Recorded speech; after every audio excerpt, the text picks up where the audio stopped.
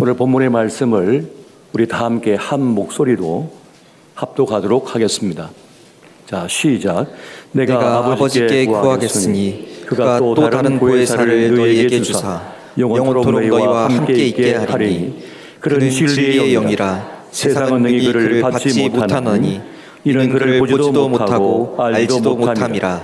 그러나 너희는 그를 아나니 그는 너희와 함께 거하시며 또 너희 속에 계시겠습니다. 내가 너희를 보아와 같이 버려두지 아니하고 너희에게로 오리라. 아멘. 오늘은 참으로 귀한 사자 목사님을 모셨습니다. 서울에 있는 한빛 장로교회를 담임하시고 또 건강한 목회와 아름다운 교회를 일구신 귀한 목사님이시며 대한예수교 장로회 예장 대진 총회장으로서 전국에 있는 많은 교회를 돌보시고 이끌어 가시는 적 지도자이십니다. 우리 시대의 복음의 역사를 위하여 헌신하시는 귀한 목사님을 오늘 저희 교회에 두 번째 날 부흥 강사님으로 모신 것이 참 영광스럽습니다. 귀한 목사님 나오셔서 보혜사 성령의 역사라는 제목으로 말씀을 선포하실 때 큰 은혜 받으시기 바랍니다. 나오실 때 큰 박수로 모시겠습니다. 오늘 읽은 요한복음 13장부터 17장까지는 예수님의 고별 담화라 이렇게 이야기를 합니다. 예수님이 제자들하고 지내다가 이제 기적을 다 베푸시고 기적을 베푼 이후에 13장부터는 말씀만 하세요. 계속 말씀만 해요. 그런데 예수님이 하시는 말씀이 제자들이 들을 때는 이해할 수 없는 이야기를 자꾸 하시는 거예요. 그게 뭐냐면 내가 떠나간다는 거예요. 내가 자꾸 떠나가는데 떠나가는 것이 너희에게 유익이라 이렇게 이야기해요. 그러니까 제자들은 그걸 이해를 못하는 거예요.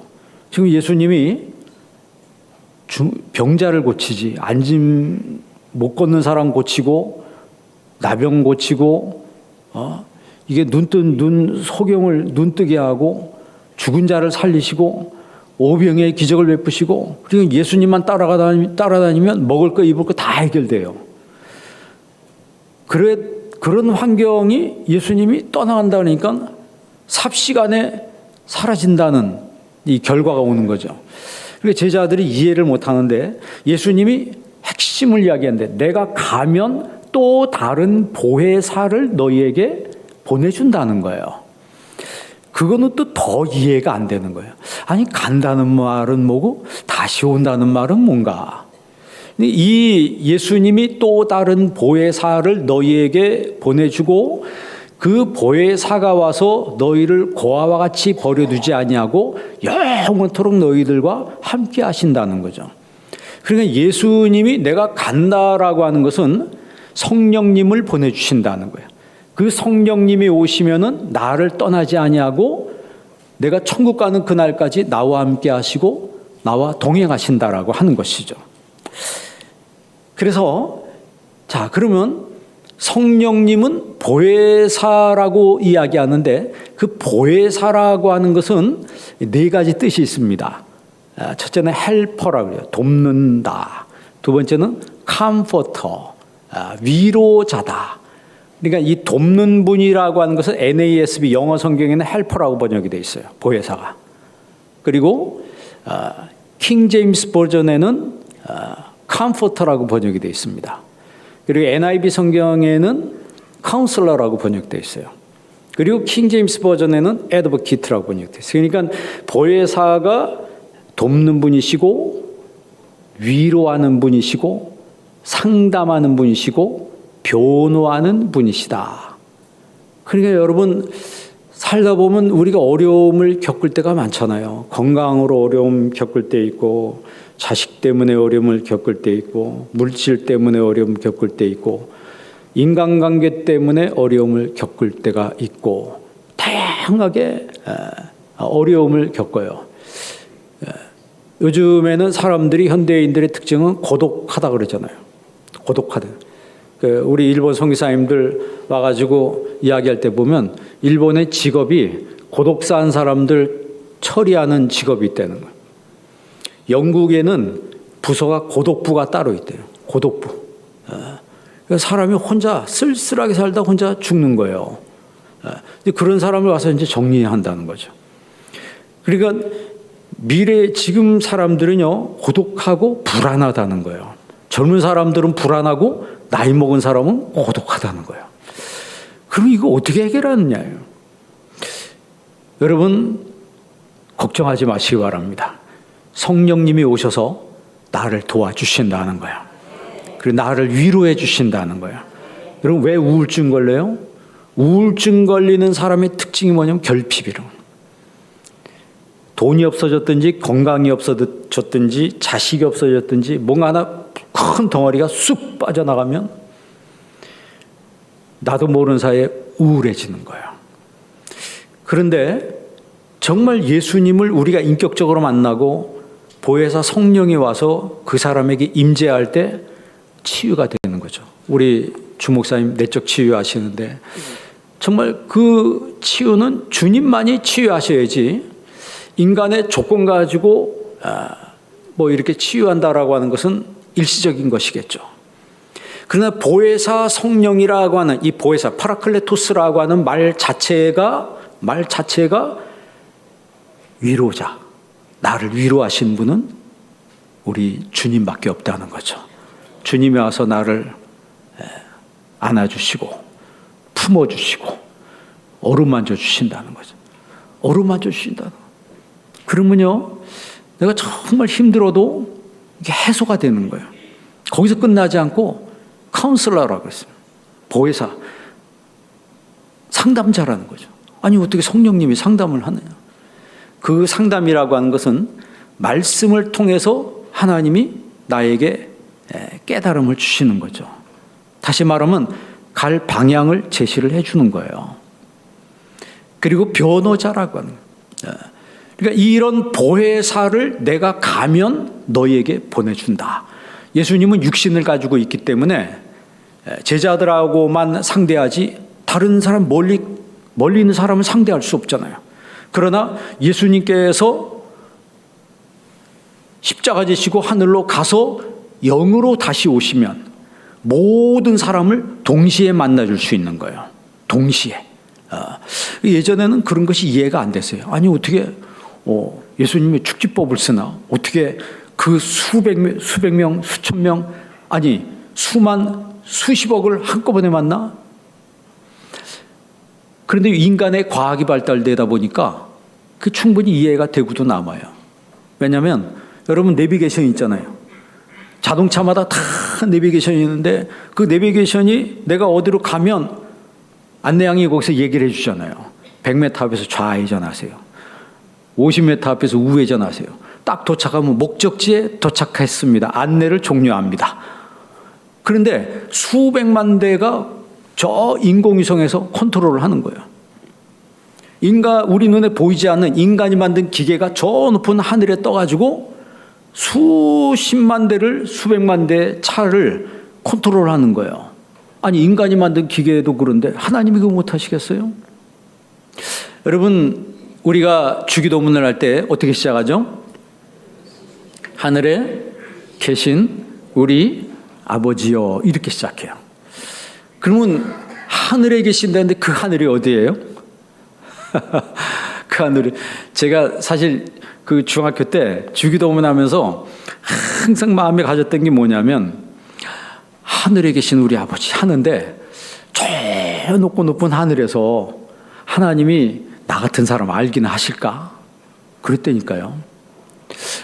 저 높은 하늘에서 뭐 미국에도 믿는 사람 많고 아프리카에도 믿는 사람 많고 전 세계 수십억이 믿는다는데 나 같은 사람 보시기나 할까? 아시기나 할까? 이렇게 생각했어요. 그러니까 하늘이라고 하니까 저 높은 하늘만 생각했어요. 그런데 신학을 공부하면서 헬라어 원문을 보니까 그게 아니란 거예요. 그게 아닌 거예요. 그러니까 이제 그 헬라어 원문 성경에 보면 그 하늘이 복수로 써여 있어요. 파텔 헤몬 호엔 토이소라노이스 이렇게 기록되어 있거든요. 그러니까 영어로 번역하면 Our Father who is in heavens라고 번역해야 돼요. 그런데 보통 영어는 대부분 heaven이라고 번역되어 있는데 원문 성경에는 heavens라고 복수로 되어 있습니다. 근데 제가 영어 번역을 한 10개 정도 찾아보니까 복수로 되어 있는 영어 번역이 딱 하나 있더라고요. 다비 성경. 영국의 성경학자인 다비라고 하는 사람이 번역한 성경은 복수로 썼어요. heavens라고 기록했더라고요. 그러니까 유대인의 하늘 개념은 3층 천이에요. 1층 천, 2층 천, 3층 천. 1층 천은 뭐예요? 이 공기가 있는 이 대기권 안에 산소가 있는 이곳을 1층 천, 스카이라고 해요. 그 다음엔 2층 천, 스페이스, 우주의 하늘. 3층 천, 신의 하늘. 여러분, 최초의 우주 비행사가 누구냐면은 소련의 유리 가가린이라는 사람이에요. 소련에서 로켓을 쏘아 올려서 우주인들이 우주를 유영하고 이제 돌아왔습니다. 그랬더니 후르시초프가 불렀어요. 뭐라고 물어봤냐면, 너 하늘에 우주에 가보니까 하나님 계시더냐? 눈 씻고 봐도 없더라. 눈 씻고 봐도 없더이다. 그런데 미국이 이제 거기 열받아가지고 미국도 이제 해서 로켓을 쏘아 올렸어요. 아폴로 조종사가 우주를 비행하고 착륙을 했습니다. 그랬을 때 기자들이 물어봤어요. 우주에 갔더니 하나님 계시더냐? 그랬더니 우주 비행사가 뭐라고 얘기했냐면, 내가 우주를 비행할 때 하나님이 나를 품고 있다는 사실을 내가 느꼈습니다. 그렇게 고백을 했어요. 유대인의 하늘, 이게 히브리 말로 샤마임이라고 그래요. 하늘을 샤마임이라고 그래요. 그것은 복수입니다. 단수가 아니에요. 그러니까 하나님이 천지를 창조했다라고 했을 때 그 천지란 말은 여기 지구만을 얘기하는 게 아니에요. 하늘들과 땅을 창조했다. 그러니까 수많은 행성과 항성, 우리가 아는 여러분 이 지구를 수금지, 화목토, 천해명 그러잖아요. 이 태양계를 시골스러운 별이라고 그래요. 그런 수많은 행성과 항성인데 그거를 창조하신 분이 있다는 거죠. 그 창조하신 분이 우리 하나님이라는 거예요. 내가 믿는 하나님이 세상을 창조했다. 그래서 진짜 신앙은 4가지를 확실히 믿는 신앙이 돼야 돼요. 첫째는 창조신앙. 여러분 하나님이 세상 창조한 거 믿으세요? 두 번째는 십자가신앙. 예수님 날 위해서 십자가 지신 거 믿으세요? 세 번째는 부활신앙. 예수님 날 위해서 부활하신 거 믿으세요? 네 번째는 재림신앙. 예수님이 이 땅에 다시 재림하신다는 거 믿으세요? 그 믿게 하시는 분이 성령님이에요. 그 성령님은 우리로 하여금 믿어지게 하는 분이에요. 내가 믿으려고 해서 믿는 게 아니라니까요. 예수님을 믿으면 성령께서 오셔서 나로 하여금 믿게 하신다라고 하는 것이죠. 그래서 우리 하나님은 이 공중에도 충만해 계시고 우주에도 충만해 계시고 신의 하늘에도 충만해 계신 하나님. 그래서 주기도문 할 때 하늘에 계신 할 때 하늘은 바로 내 옆에도 우리 하나님이 임재하고 계시다 라고 믿으면서 우리가 주기도문을 해야 돼요. 그러니까 한 소절 한 소절 또박또박. 사실 제가 이제 주기도문을 이제 박사과정에 있는 목사님들을 강의하고 그러거든요. 저는 이제 그걸 다 주기도문 헬라어로 외워요. 이제 그것을 이제 강의를 합니다. 근데 이제 상당 분들이 그것이 하늘을 이제 이해를 못하는 분들이 많은데, 여러분들이 주기도문을 할 때는 하늘에 계신 우리 아버지 하면 바로 내 옆에도 하나님이 계시다. 물이 바다를 덮음과 같이. 여러분 바다에 물이 없는 곳이 있나요? 바다에 물이 없는 곳은 없잖아요. 물이 바다를 덮음과 같이 우리 주님은 이 땅에 충만해 계시다는 거예요. 우주에도 충만하고 신의 하늘에도 충만하고. 바울이 3층 천에 가봤잖아요. 3층 천에 가서 가히 듣지 못할 말을 듣고 보지 못할 광경을 보고 그가 바울이 한 고백이 뭐예요? 내가 차라리 몸을 떠나 그리스도와 함께 있을 욕망, 이것이 더욱 좋으나 내가 살아있는 것은 당신들 때문에 살아있는 겁니다.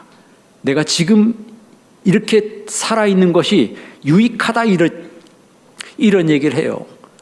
내가 살아있는 것이 당신들한테 유익하다. 그러니까 여러분 살아있는 게 누구한테 유익합니까? 내가 살아있는 게 누구한테 유익해요? 당연히 자식한테 유익하겠지. 그건 안 믿는 사람도 당연히 그렇습니다. 그러면 내가 이 생존에 있는 게, 이 살아있는 게 누구한테 유익한가요? 정말 교회에 유익하고 주님을 유익하게 하고 내가 그런 존재인가라고 했을 때 한번 우리가 성경 말씀을 통해서 다시 한번 생각을 해봐야 된다라고 하는 거죠. 그러니까 우리가 예수님께서 내가 가면 또 다른 보혜사를 너희에게 보낸다라고 했을 때 그 보혜사가 오순절 마가다락방에 오신 거예요. 보니까 아까 우리가 쭉 부르면서 뜨겁게 기도했습니다. 여러분 날마다 보혜사 성령으로 충만하시기를 바랍니다. 제자들은 성령이 임하기 전까지는 믿지를 못했어요. 예수님이 내가 간다, 가면 또 다른 보혜사를 보낸다라고 해서 그게 무슨 말인지 몰랐어요. 그런데 마가다락방에서 그 말씀 듣고 계속 기도하다가 성령이 임한 다음에 비로소 깨달은 거예요. 예수님이 말씀한 게 바로 그거였구나. 그런데 성령이 어떻게 임했어요? 바람과 같이 불과 같이 임했다라고 하는데, 여러분 바람이 사도행전의 바람이 윈드가 아닙니다. 원문 헬라어 성경에는 푸노에라고 되어 있어요. 푸노에는 영어로 번역하면 breath, 숨이에요. 숨. 그러니까 푸노에의 동사가 푸네오예요. 그러니까 푸네오가 무슨 뜻이냐면 이게 푸네오입니다. 여러분 하나님이 사람을 만드실 때 흙으로 사람을 빚으시고 그 코에 뭐를? 생기를 불어넣으시니 사람이 생명이 된지라 그랬어요. 비로소 살아있는 존재가 되는 거예요. 여러분 바람이라고 하는 헬라어가 아네모스라고 되어 있어요. 아네모스. 그러면 사도행전 2장을 아네모스라고 써야 되는데 아네모스라고 쓰지 않고 푸노에라고 썼어요. 그건 브레스라고, 숨이라고. 여러분 풍량계를 뭐라고 그래요 영어로? 아네모메타라고 하죠. 에너마미러라고 하는데 풍량계를 아네모메타. 그게 헬라어에서 나온 거예요. 아네모스라고 바람이라는 뜻이거든요. 그런데 사도행전 2장에는 아네모스라고 쓰지 않았습니다. 푸노에라고 썼어요. 그러니까 하나님의 숨을 집어넣은 거예요. 그러니까 사람들이 뒤집어지는 거죠. 이게 하나님의 숨이 마치 에스겔 골짜기의 마른 뼈들에게 하나님이 말씀하시길 이 뼈들에 대해서 대언하라. 이거 살 수 있겠느냐. 그러니까 에스겔이 자신이 없었어요. 주께서 아시나이다. 근데 그 뼈들에 대해서 대언하라라고 했을 때 에스겔이 생기야 저 뼈들에게 들어가라 그랬거든. 샤마라고 하죠. 이 생기가 들어가니까 뼈들이 갑자기 툭 일어서더니 뼈가 툭 맞춰지더니 거기 막 힘줄이 붙고 살이 붙고 가죽이 붙어서 큰 군대를 이루었다 그랬어요. 그러면서 성경이 뭐라고 얘기합니까? 이것이 이스라엘이라 그렇게 말씀합니다. 말라 비틀어져서 다 죽은 것처럼 돼 있는 그 뼈들이 하나님의 생기가 들어가니까 살아나더라 이 말이에요. 여러분에게도 하나님의 생기가 임하는 역사 있기를 바랍니다. 죽은 자가 살아나는 거예요. 우리가 살아있다고 해서 살아있는 게 아닙니다. 성경에도 살아있지만 실상은 죽은 자 아니라 그랬잖아요. 사대교회를 향해서. 그냥 걸어다니는데 죽은 자들이 걸어다니는 거예요. 살았다는 이름은 있으나 실상은 죽은 자다. 여러분 신앙이 이번 부흥회를 통해서 살아나는 은혜가 있기를 바랍니다. 하나님의 생기가 여러분에게 임하는 역사 있기를 바랍니다. 하나님의 생기가 내 안에 확 들어오는 거예요. 그게 바람이에요. 불이 임한다고 그러잖아요. 불이. 엘리야의 제단에 하나님의 불이 팍 떨어지니까 여러분 그 바알과 아세라 선지자들 850대 1을 혼자서 감당하는 거예요. 혼자서 감당. 여러분 교회 일이나 가정 일을 할 때 때로는 힘들고 어려워서 관두고 싶다. 12월 되면요 꼭 저희 여기는 안 그러겠지만 저에게도 하던 거 관두겠습니다. 나 그만두고 싶어요. 전 너무 수고 많이 해가지고 이제 좀 쉬고 싶어요. 천국 가면요 영원히 쉬니까 살아있는 날 동안에 여러분 잘 쓰임 받으시길 바랍니다. 유능인보다 유용인이 되란 말이 있잖아요. 유능한데 쓰임 받질 못해. 여러분 우리나라 사람들이 저 외국에 가면 성악한 사람 무지개수로 많습니다. 이 악기 연주, 바이올린이 비올라, 첼로, 이 악기 연주자들 굉장히 많습니다. 그래서 프랑스나 영국, 이탈리아 이런 데 가면 교회들이요, 그 유학생들로 그냥 다 구성되어 있는데 성가대가 그게 장난이 아닙니다. 그 친구들이 한 번 그냥 그 이태리 사람들이 감동할 정도로 멋지게 한다는 거예요. 그런데 유학을 다 마치고 들어왔는데 갈 데가 없는 거예요. 그 정도로 포화 상태예요. 유능한데 쓰임 받지를 못해. 아니 우리는 여러분 성가대인데 전공한 사람이 몇이나 됩니까? 그런데도 매주마다 쓰임 받잖아요. 안 그래요? 매주마다 쓰임 받잖아요. 근데 음이 좀 잘 안 맞는 사람도 껴 있어요. 그래가지고 지휘자가 막 곤란해야 하는데, 그런데도 악착같이 자기는 거기서 한다는 거예요. 그런 사람은 어떻게 그만두라고 할 수 있습니까? 서 있는 것 자체가 은혜가 되잖아요. 서 있는 것 자체가. 여러분, 내가 부족하고 실력이 없고 해도 정말 주님 앞에 쓰임 받는다는 게 얼마나 축복인지 몰라요. 여러분, 천국 가는 그날까지 쓰임 받는 성도가 되기를 바랍니다. 아무나 쓰임 받는 게 아니에요. 유능한데 세계적인 실력인데 쓰임 받지를 못해요. 어쩌다 한번 쓰임 받아. 콘서트도 어쩌다 한번 하지 매일 하는 게 아니잖아요. 근데 우리는 매일 쓰임 받잖아요. 매일 쓰임 받고, 그러니까 우리가 그런 말 많이 하잖아요. 녹슬어서 없어지지 말고 달아서 없어지자, 그런 얘기 많이 하잖아요. 여러분도 닳고 달다가 천국 가시길 바랍니다. 그게 얼마나 영광이에요. 이 새벽에 탁 나오면요, 주님이 너 왔니? 그러죠. 주님이 너 왔니? 그래서 주님과 새벽에 쭉 교제하는 거예요. 그러니까 하늘에 계신 우리 아버지가 저 높은 데서만 있는 게 아니고 지금 바로 내 옆에서 나를 확 품어주시고 안아주시는 그런 하나님이에요. 하늘에 계신 그랬잖아요. 존재하신다는 분이죠. 언제부터 존재했어요? 언제부터 존재했어요? 요한복음 1장 1절에 보면 태초에 말씀이 계시니라 그랬어요.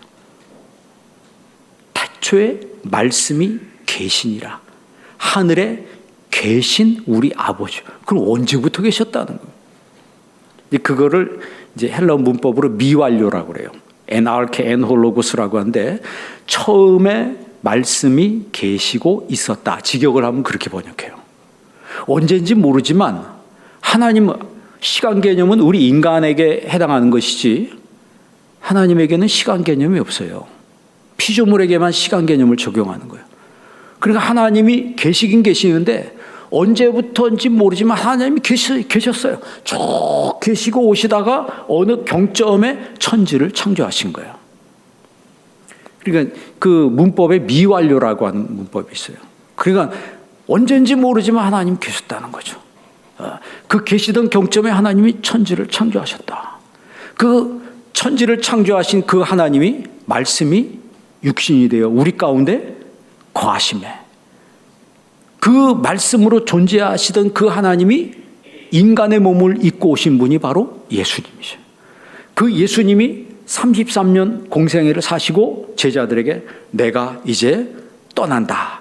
떠나는 것이 너희에게 유익이다. 이게 무슨 갑자기 뚱딴지같이 예수님이 유익이라고 말씀하시냐. 그러니까 베드로가 뭐라 그랬어요? 십자가 진다고 이야기하니까 그리마옵소서. 간하여 가로되 그래. He began to rebuke him. 예수님 막 꾸짖었다고 했어요. 영어 성경. 예수님 막 꾸짖는 거예요. 그러니까 예수님 뭐라고 했어요? 사탄아 물러가라. 내가 하나님의 일을 생각하지 아니하고 도리어 사람의 일을 생각하는 자로다 그랬어요. 그러니까 베드로는 그때까지도 그게 뭔 소리인지 몰랐어요. 예수님은 제자들에게 분명히 말씀하시길 내가 떠나는 것이 너희에게 유익이다. 왜? 성령님을 보내셔야 되니까. 성령을 보내셔야 되니까. 그래서 예수님이 십자가를 지신 거예요. 십자가를 지시고 예수님이 하늘에 가셨어요. 하늘에 가셔서 이 땅에 성령을 보내주셨어요. 그 성령이 오순절날 이 땅에 오신 거예요. 그 성령이 우리 가운데 임하니까 우리의 심령이 너무너무 좋은 거예요. 너무너무 좋은 거예요. 그럼 성령님이 하시는 사역이 뭐예요? 성령님이 하시는 사역은 믿어지게 하는 사역이에요. 나로 하여금 믿어지게 하는 거예요. 여러분, 천국이 있는 거 믿으세요? 어떻게 믿어요? 봤어요? 우리가 칸트의 현상학에 보면 선험이란 말이 있어요. 아프리오리라고 하는데 선험이라고 그래요. 이게 선험이라고 하는 거는 내가 겪어보지 않았는데 아는 거예요. 또 후험이라고 그랬어요. 아포스테리오레라고 그래요. 아포스테리오레란 말은 그건 후험, 내가 다 겪어본 다음에 아는 거예요. 근데 우리의 믿음은 후험이 아니고 선험입니다. 여러분, 7 곱하기 7은 얼마예요? 7 곱하기 7은 얼마예요? 어떻게 알았어요, 그걸? 그 신기하지 않아요? 7 곱하기 7을 알려면 7개 묶음을 7단 놓고 다 세봐야지 49라는 것을 아는데 우리는 세보지도 않고 7 곱하기 7 하면 49 딱 할머니들도 답이 다 나와요. 왜 그래요? 어릴 때 산수의 개념을 배운 거예요. 그러니까 내가 세보지 않았는데 경험하지 않았는데 내가 배워서 아는 거예요. 우리가 천국을 가보지 않았는데 내가 아는 거예요. 천국 가본 사람이 천국 가보지도 않았는데 우린 천국이 있는 것을 알잖아요. 주님이 나를 인도하신다는 거 알잖아요. 내가 겪어보지 않았는데도 아는 거. 그걸 선험이라고 그래요. 현상학에 그렇게 돼 있어요. 그러니까 우리가 믿는다라고 하는 것은 눈에 봐야지만, 도마처럼 봐야지만 믿겠다. 그거는 후험이거든요. 그런데 예수님은 뭐라고 말씀하세요? 너는 본고로 믿느냐? 보지 못하고 믿는 자가 복되도다 그랬어요. 그런 의미에서 볼 때 우리 청주 주님의 교회 성도들은 복된 성도들이 되기를 바랍니다. 성령께서 하는 것은 우리로 하여금 믿어지게 하는 거예요. 그런데 믿음을 갖는 게 쉬운 게 아니잖아요. 왜냐하면 우리 인간은 이성적 존재이기 때문에. 인간은 이성이 있기 때문에 이성이 하는 일이 뭐냐면, 이성이라고 하는 것은 바닷가의 모래톱과 같은 거예요.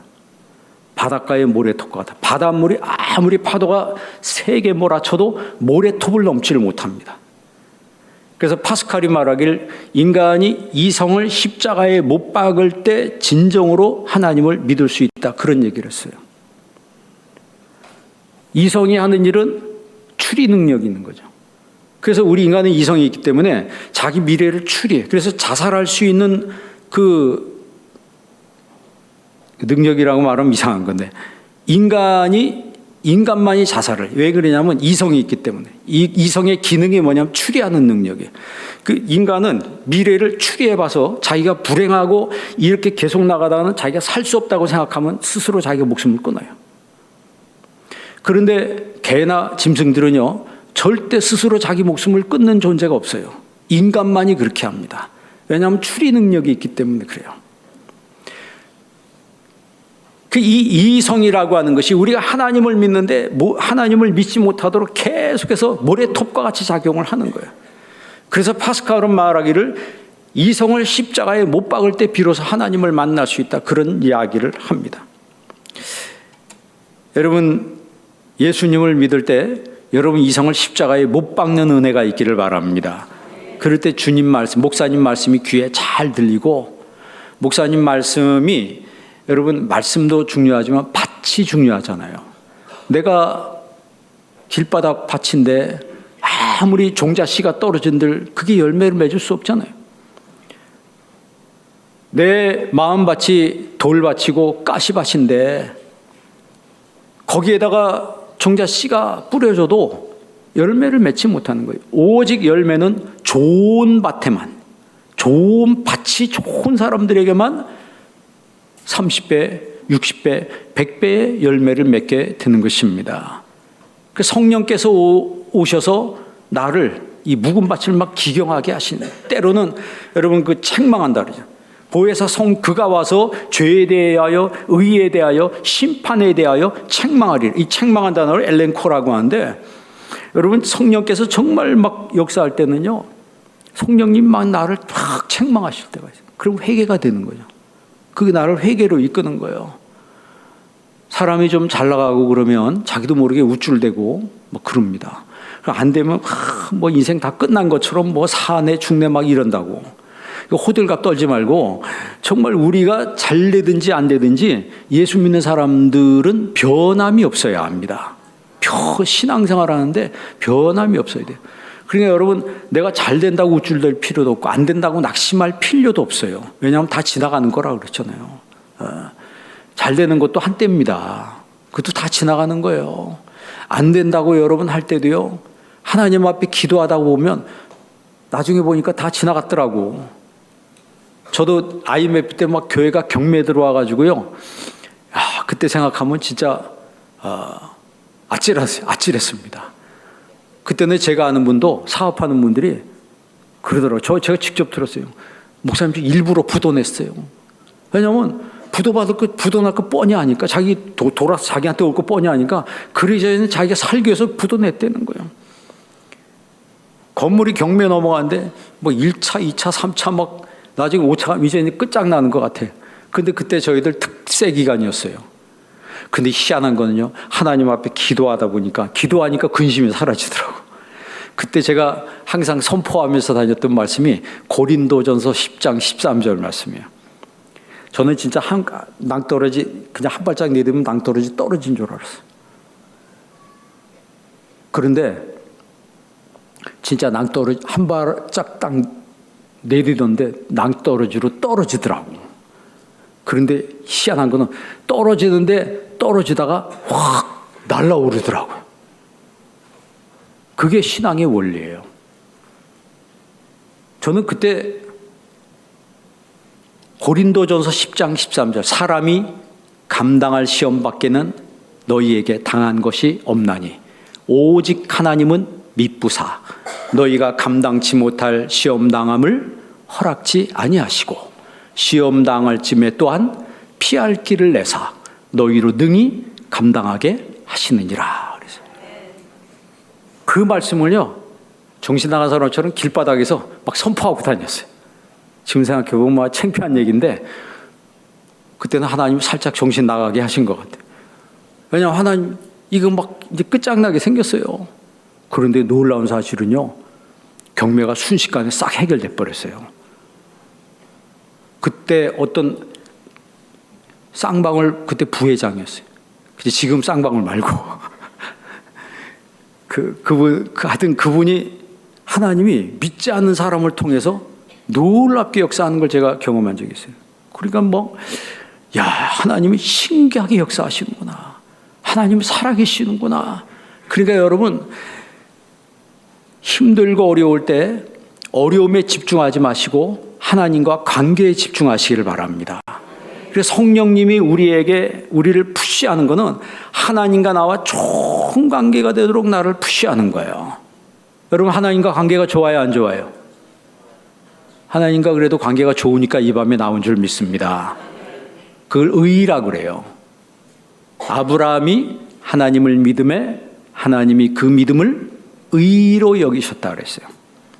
똑같이 로마서에 오직 의인은 믿음으로 말미암아 살리라. 그 의에 대해서 로마서에 잔뜩 기록되어 있는데, 그 의를 니카이오시네라고 하거든요.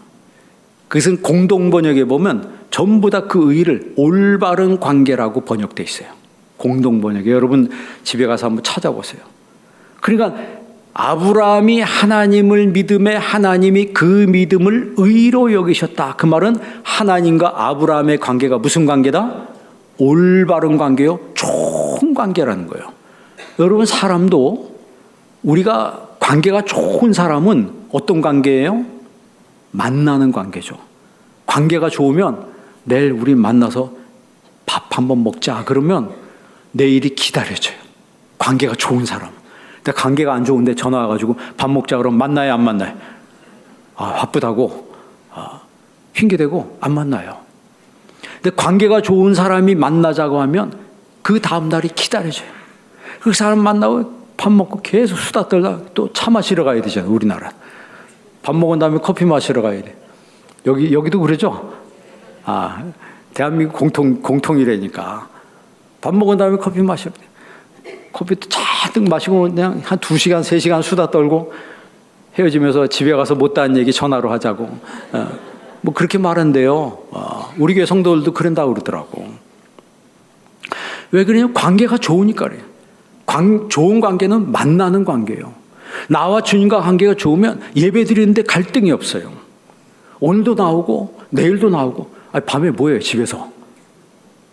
무슨 중요한 일을 하는 것도 아니잖아요. 나라 민족을 위해서 여러분 집에 있는 것도 아니잖아요. 내일까지 부흥회라는데 내일도 나오시길 바랍니다. 나와서 관계가 좋은 사람은 나오라고 안 해도 그냥 좋은 사람은 만나고 싶은 거예요. 만나는 것을 영광으로 알고, 여러분 대통령 만나고 높은 사람 만나면 사람이 영광이라고 그러잖아요. 물어보지도 않았는데 누구 만났다고 자기가 자랑해. 그런데 그런 왕보다 대통령보다 더 천배만배 높으신 하나님을 만나는데 이게 자랑이 안 되겠어요?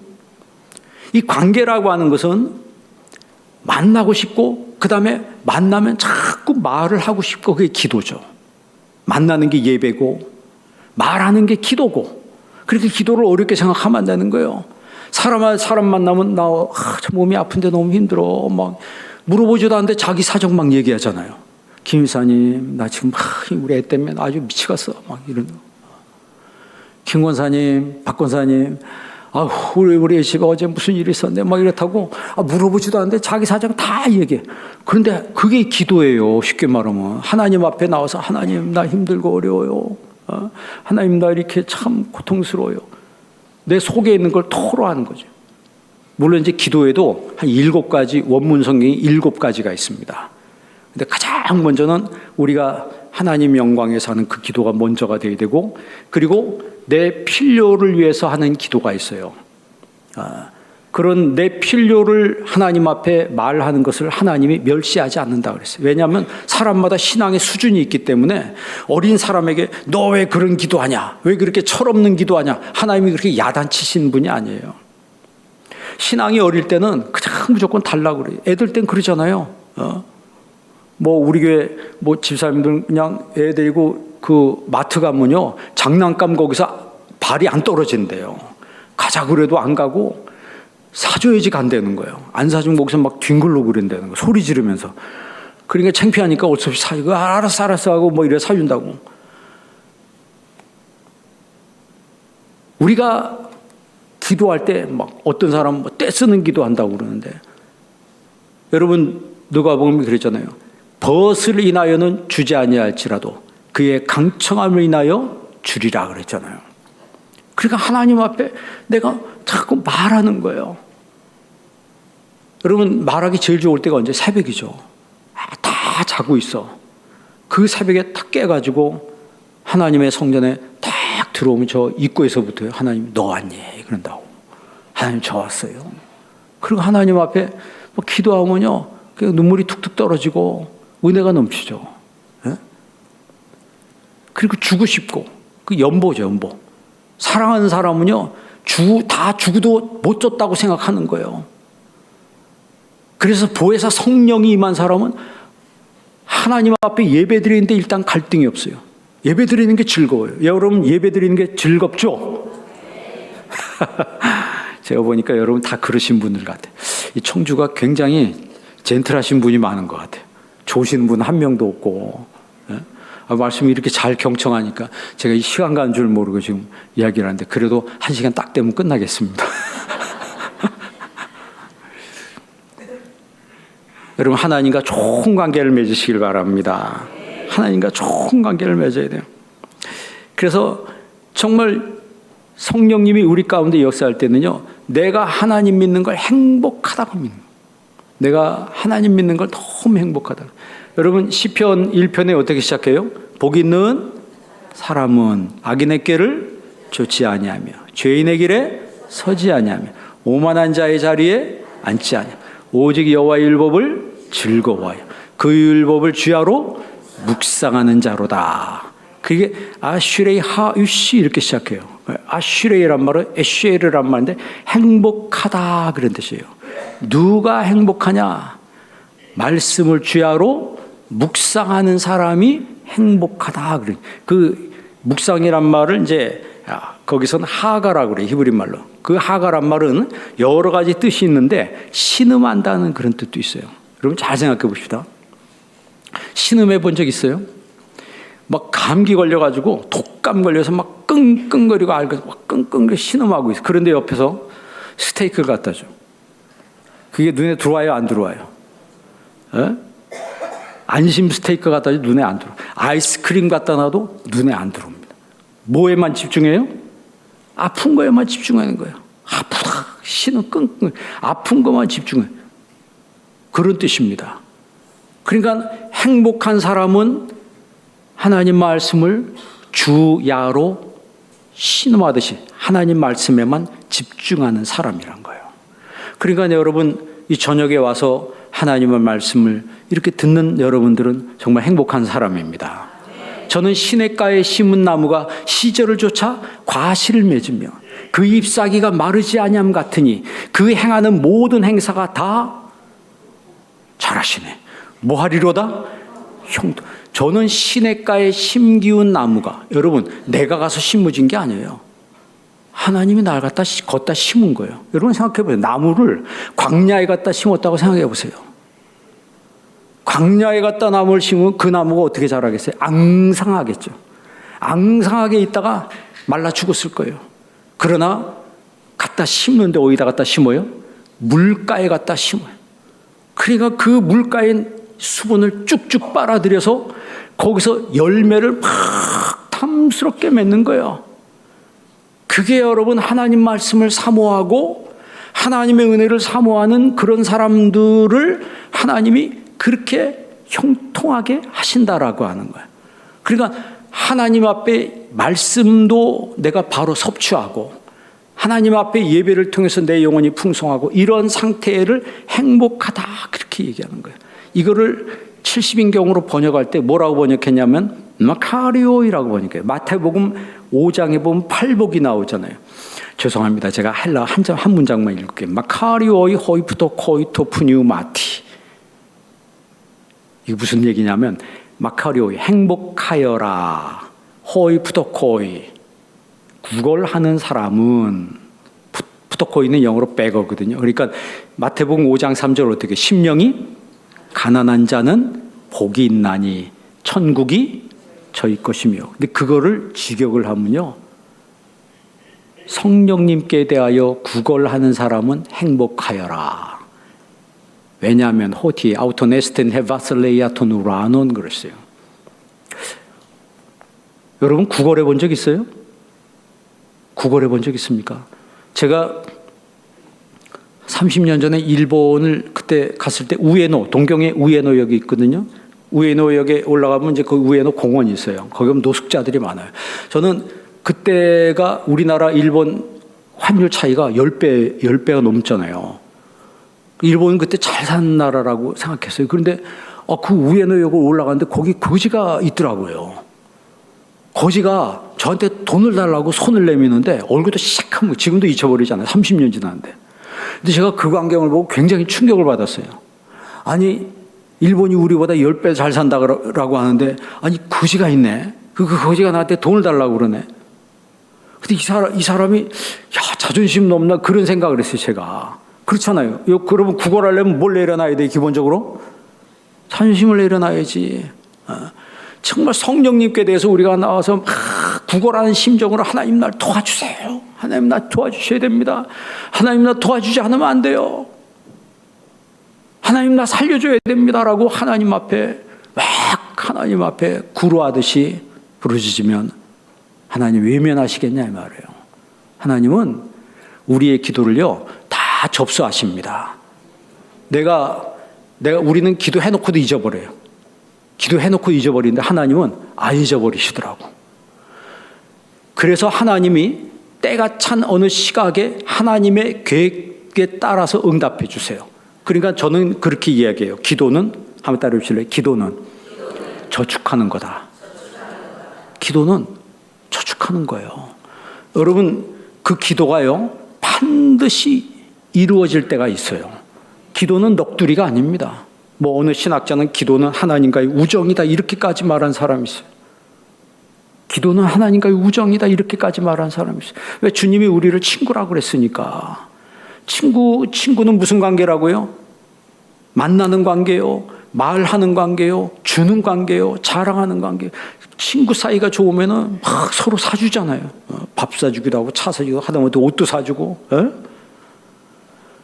내가 주기도 아깝지가 않아요. 자식은 더 그렇고. 그리고 좋은 친구 만나면 나가서 막 자랑하잖아요. 그게 전도 열심이에요.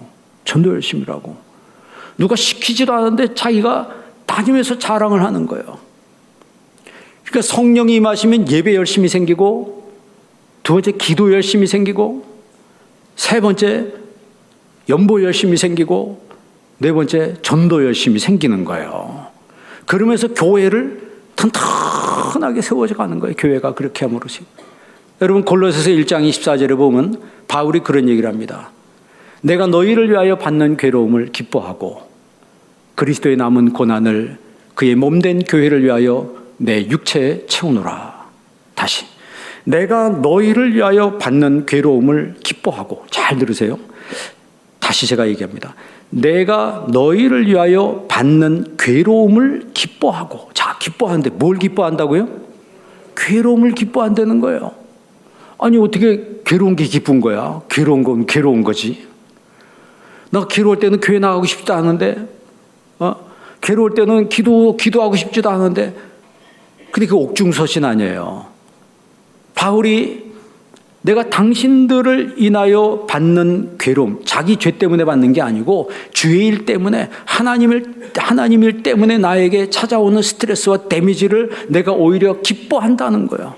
그 괴로움을 기뻐하고 그리스도의 남은 고난을 그의 몸된 교회를 위하여 내 육체에 채우노라. 아니, 잘 보세요. 그리스도의 남은 고난, 아니, 예수님이 이미 고난을 받으셨는데 뭐가 남아서 그리스도의 남은 고난이라고 얘기해요? 그게 도대체 무슨 고난이에요? 예수님이 이미 십자가를 지셨는데 예수님께서 그리스도의 남은, 바울이 그리스도의 남은 고난을 그의 몸된 교회를 위하여 내 육체, 이 몸뚱이에 채우노라. 여러분, 우리 몸은 시한부 존재 아니에요.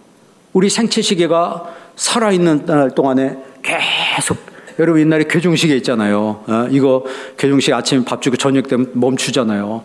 우리 생체 시계도 똑같아요. 아침에 막 젊은 친구들은 막 밤새도록 해도 누나 깜짝도 안 하고 그 다음날 출근하고 막 일하더라고. 근데 나이 먹으면 안 그렇잖아요.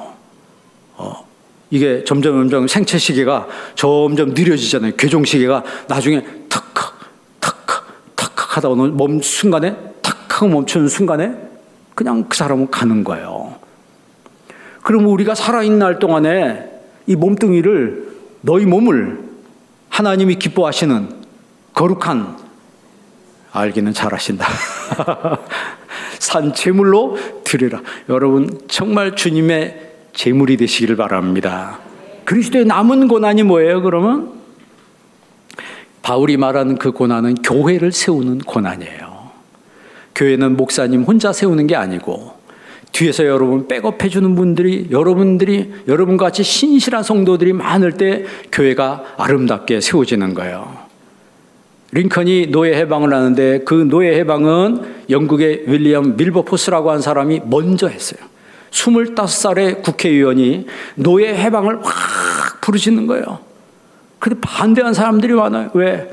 노예 무역으로 돈 많이 벌어서 지금 한참 잘 나오고 있는데 시퍼렇게 젊은 사람이 일어나가지고 노예 해방해야 된다, 하나님이 이거 기뻐하지 않는다 막 이러니까 가뭄이 저 사람 때문에 내가 망하게 생겼어.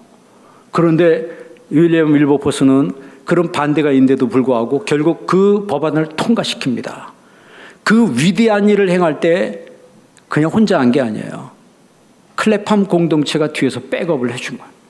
백업을 해주니까 그 위대한 사역을 이루게 되고 영국의 링컨도 이어서 또 그 사역을 하는 거예요. 물론 거기에 또 많은 또 다른 이유도 있다고 얘기하지만 결론적으로 여러분 하나님이 기뻐하지 않은 그 사역을 결국 멈추는 데 앞장섰다라고 하는 거죠. 오늘 우리 목사님이 목회를 할 때 여러분 뒤에서 기도로 백업하고 여러분에서 같이 협력해 주는 거룩한 성도들이 되기를 바랍니다. 그러니까 목사님과 모든 성도님들이 한 성령으로 한 식구가 돼서 한 마음이 돼서 한 몸이 돼서, 왜? 이 몸은 시한부 존재예요. 이따가 너는 흙이 있어 왔으니 흙으로 돌아갈지니라 그랬어요. 언젠가는 우리는 흙으로 돌아가야 돼. 그러나 내 영혼은 천국 가잖아요. 천국 갔을 때 할 말이 있어야 되잖아요. 바울 서신에 보면요, 상이라 그랬어요. 삭시라는 표현을 합니다. 상급이라고 하는 표현이 있어요. 면류관이라는 표현을 써요. 그럼 왜 그런 표현을 많이 쓸 거예요? 사도 요한도 그러고. 면류관, 죽도록 충성하라. 그러면 생명의 면류관을 내게 주리라 그랬어요. 죽도록이 뭐예요? Even to the point of death. 죽음의 지점에 이르는 그 순간조차도, 그때까지도 신실해라, 충성하라는 거예요. 저는 할아버지 목사님 밑에서 자랐어요. 박성태 목사님이라고, 그 목사님은 83세까지 목회하셨는데, 옛날이니까 그렇지. 그때는 정년도 없었으니까. 제가 그때 학생이었었는데, 그 목사님이 강단에만 서시면 이승만 대통령이 떨리는 그 음성으로 말하는 것처럼 항상 하는 말씀이 있어요. 그게 뭐냐면, 죽도록 충성하라. 그리하면 생명의 면류관을 내게 주리라. 그러면서 한마디 더 하세요. 죽도록 충성하라 그랬으니까 나 설교하다 죽을 거다. 그러니까 그 목사님 설교하면 다 주무셔. 제가 학생 때니까 뒤에서 지켜보면 장로님들, 권사님들 그냥 다 주무셔. 그러다 주관합니다. 그럼 다 깨시고. 그런데 진짜 나는 설교하다 죽는다 그랬더니 그렇게 되시더라고. 근데 한번 설교하시다가 쓰러지셨어요. 그랬더니 이 장로님들, 집사님들 벌써 다 장례를 준비하고 계셨던 거예요. 드디어 때가 왔다. 장례 막 다 준비해가지고 막 염할 권사님 염하고 뭐 다 준비해놨는데 이틀 만에 뻘떡 깨어나신 거예요. 그래가지고 강단에서 더 힘차게 막 하시는 거예요. 그러다가 일주일 있다 진짜 팍 설교하시다가 콕 쓰러지시더라고. 진짜 이번에는 가셨구나 하고 다 정중하게 모셨는데 이번에 3일 만에 깨어나신 거예요. 전부 다. 그러다 박 목사님이 3주 동안 버티시다가 또 쓰러졌어요. 그러니까 이제는 성도님들이 이제 헷갈리는 거야. 가실 거냐, 일어나실 거냐. 근데 진짜 가시더라고요. 근데 제가 어렸을 때 기억인데, 그래서 제가 목회하면서 느끼는 게 교회는 할아버지 목사님이 계셔야 된다.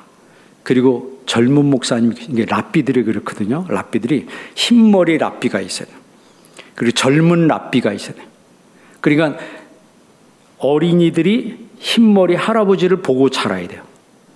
교회에 어른이 흰머리가 있는 그분들을 어릴 때부터 보고 자라야 돼. 그 교회가 전통 있는 교회가 돼가는 거예요. 우리 청주 주님의 교회가 23년, 그러면 이제 앞으로 40년, 50년, 주님 언제 오실지 모르지만 이 교회가 4대가 예배드리는 교회가 되기를 바랍니다. 4대가. 저 같은 경우도 벌써 3대예요. 저 손자까지 다 봐가지고. 그러면 손자가 이제 또 결혼해서 또 뭘 낳아야 돼요? 애를 낳아야지. 그러면 이제 4대가 되는 거예요. 제가 어릴 때 그게 이 그림처럼 이렇게 남아요. 할아버지 목사님 밑에서 자란 게. 그리고 그 권사님들, 장로님들 다 기억에 남아요. 저희 부친이 그 산을 교회에 바쳐서 저희 산이 그 교회 무덤이 됐어요. 교회 묘지가 됐어요. 그래서 지금도 가보면 박성태 목사님 옆에 계시고 안사연 집사님 옆에 계시고 뭐 김웅성 권사님 거기 계시고, 제가 지금 저도 나이가 그런 대로 먹을 만큼 먹었는데 그 10대 때 그 생각이 그 묘지만 가면 그냥 다 떠오르는 거예요. 생생하게 아주 비비드하게 떠오르는 거예요. 그러니까 여러분, 우리 청주 주님의 교회는 좋은 믿음의 전통을 이어가는 교회가 되기를 바랍니다. 그러려면 보혜사 성령께서 한 사람 한 사람에게 임해야 된다는 거예요.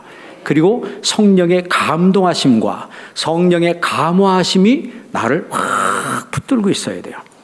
그러면 이 성령의 감동하심과 감화하심이 있는 교회는요, 시험이 와도 시험이 안 됩니다. 성령이 역사하는 교회는 시험이 어떻게 사는데 시험이 없을 수 있어요. 집에서 부부 사이도 시험이 오고, 교회에서 우리 교회도 하다 보니까요, 아무것도 안 읽어가지고 자기들끼리 막 시험 들고 막 그러더라고. 그런데 성령이 역사하는 사람은 그 시험을 해결해 버리더라고. 그러니까 문제를 일으키는 사람이 아니고 문제를 해결하는 사람이 돼버려요. 그래서 여러분, 우리가 성령의 사람이 돼야 합니다. 성령의 사람은 어디 가든지 피스메이커가 되는 거예요. 피스메이커가 돼서 정말 행복을 만들어. 행복하여라. 정말 주님 앞에 내가 무릎 꿇고 내 영혼의 무릎을 꿇고 주님 앞에 기도할 때 성령 하나님께서 와서 나를 꽉 붙들어 주시고 나를 안아주시고 나를 품어주실 때, 그때 우리가 위로를 받고 주님이 진짜 나를 도와주시는구나. 헬퍼로 주님이 나를 도와주시는구나. 컴포터로 주님이 나를 위로하시는구나.